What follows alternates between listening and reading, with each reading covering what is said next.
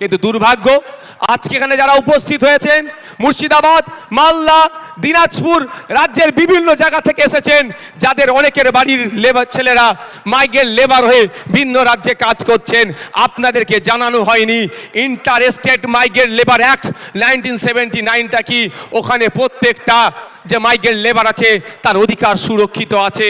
কিন্তু দুর্ভাগ্য আমাদের ওই পাইন বইয়ের পাতাতে সুরক্ষিত আছে, বাস্তবে কিন্তু আমার শ্রমিকরা সুরক্ষিত নয়। তাই আপনাদের বলবো, যদি আপনারা আমাদেরকে সুযোগ দেন 2026-এর জন্য, শুধু আপনারা নয়, আপনারা আজকে বাড়ি যাবেন, বাড়ি গিয়ে মহল্লাতে, ক্লাবে, মাঠে, ময়দানে, হাটে বাজারে, যে বাসে ঘাটে যেখানেই যাবেন, একটাই কথা যে আইএসএফকে এবার সুযোগ দেওয়া হোক।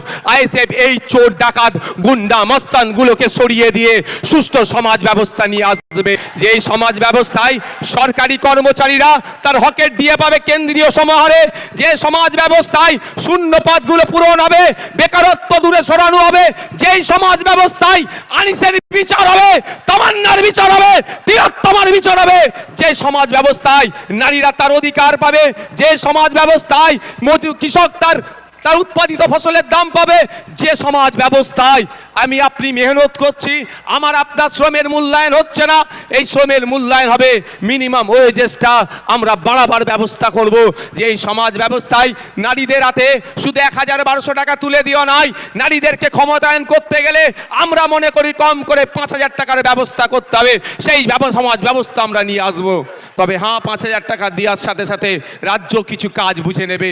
এই সুষ্ঠু সমাজ ব্যবস্থা আনবো, যেখানে বর্ণগত, জাতিগত, ধর্মগত, নারী পুরুষের কোনো ভেদাভেদ থাকবে না, যেখানে সবাই আমরা মানুষ, আমাদের সামাজিক পরিচয় আমরা যেটা সেটা নিয়ে মাথা তুলে বেঁচে থাকবো। সেই সমাজ ব্যবস্থা নিয়ে আসবো। বাংলার মানুষ যদি 2026 লোক বিধানসভা নির্বাচনে আমাদেরকে সুযোগ দেয়, তবে আপনাদের উপস্থিতি প্রমাণ করে দিচ্ছে যে বাংলার অলিতে গলিতে ইন্ডিয়ান সেকুলার ফ্রন্টের যে জয় জয়কার হবে, সেটার আপনাদের উপস্থিতি আছে কিন্তু প্রমাণ করে দিচ্ছে।